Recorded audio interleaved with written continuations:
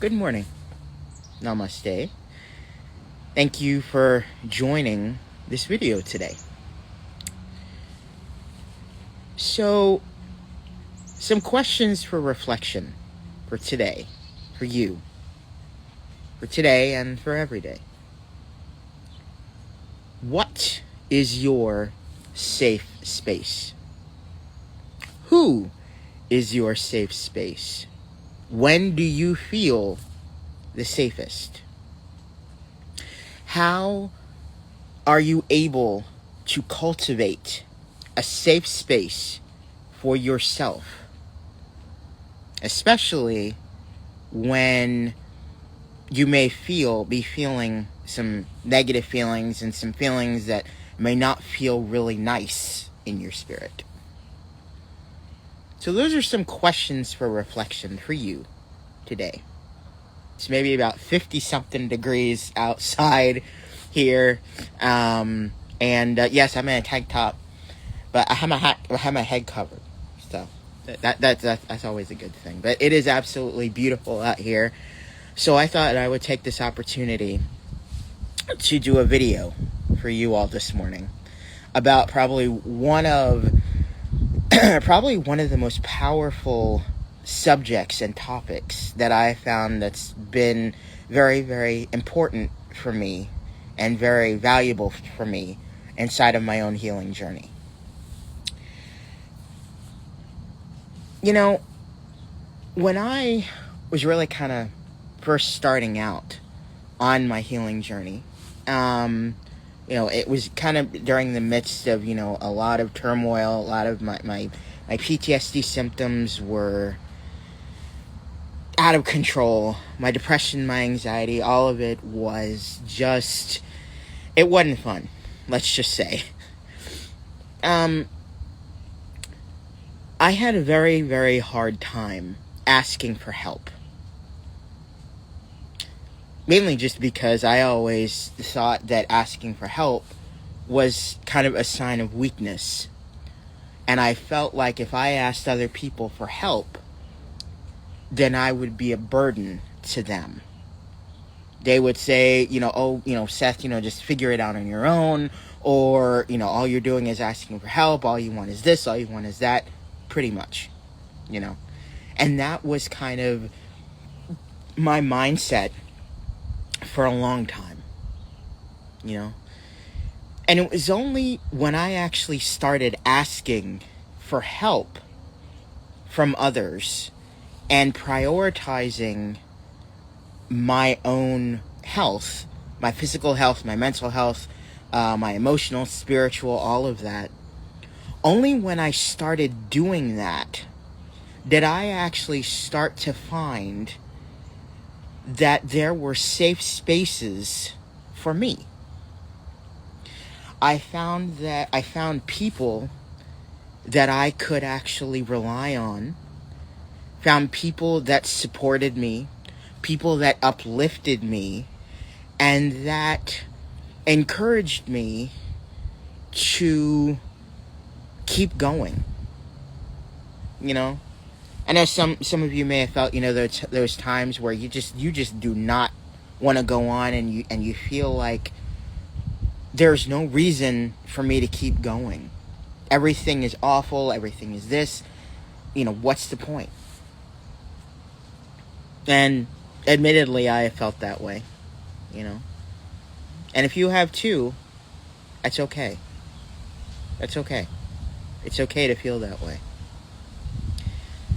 But when we start kind of cultivating those safe spaces, those safe people, those safe locations, those safe feelings, it becomes a lot easier for us to keep going, to stay motivated, to be able to say to ourselves, I may be feeling a certain way right now, and that's okay. I know that I can keep going and still be able to cultivate a safe place for myself. So My question to you all today is, what is your safe space? Are you able to cultivate that type of safe space for yourself? And as I said, it could be an actual certain place.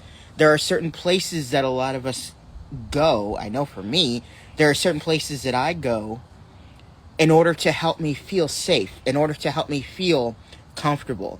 And I'm not just talking safe in the physical sense, safe in the emotional space too. Sorry, there were two squirrels just chasing each other. I'm like, oh my gosh, okay, cool. Sorry. So safe in the physical sense, like a physical safety. Safe in the emotional space, safe emotionally.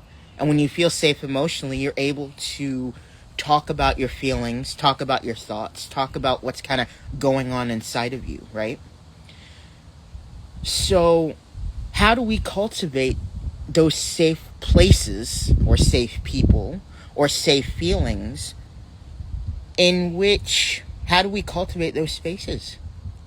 So that is my question for you today. If you'd like to leave a comment down below and share, what are some of your safe places, safe spaces, safe emotions, safe thoughts, safe feelings that you cultivate on a daily basis? Because I tell you, it can do wonders for our mental health. It can do wonders for how we feel about ourselves, and it can do wonders in actually helping us to stay motivated, especially within, amongst all of, the mental health struggles that we may have on a daily basis. Now, for me, there are a lot of safe places, safe people, all of that. And one of the things that I have found is that being outside on a day where it is actually very cold out, or it's cool outside, I feel extremely safe. I feel amazing. Could it have been because I was born in late February during a blizzard? Maybe. I don't know. That's one of those things that I don't know. But I feel safe in the cold. I feel happiest. I feel jovial. I feel at peace and at one in cold. Sometimes I really even can't explain it. I'm not sure. So I encourage you all. If you saw one of my last posts, you saw I actually went outside at like 11 p.m. at night. It was nice and cold. I was actually out here, actually. And I just said a prayer of gratitude to the universe. Gratitude for the cold weather that is upon us, or the cool weather that's upon us. Gratitude just for the universe. Gratitude for being alive. And in that moment, I felt incredibly safe. Safe physically, safe emotionally, safe spiritually. So that is my message for today. Safe spaces. How do we cultivate them? What are some ways that we can utilize safe spaces in order to help us feel amazing? Sorry, this cold is just making my eyes water, and I love it. It's an awesome feeling. All right? So again, that is my message today. I'll leave you all now. Please comment, below. What are some of your safe spaces, safe people, safe places? How does it make you feel? How does it motivate you on a daily basis through your recovery and through your healing journey? All right? I love you so much. Thank you so much for watching this video. As I always say at the end of every video, stay positive, stay motivated, and stay focused on your big dreams and goals. Have an amazing, absolutely amazing, wonderful rest of your day. I will talk to you guys soon.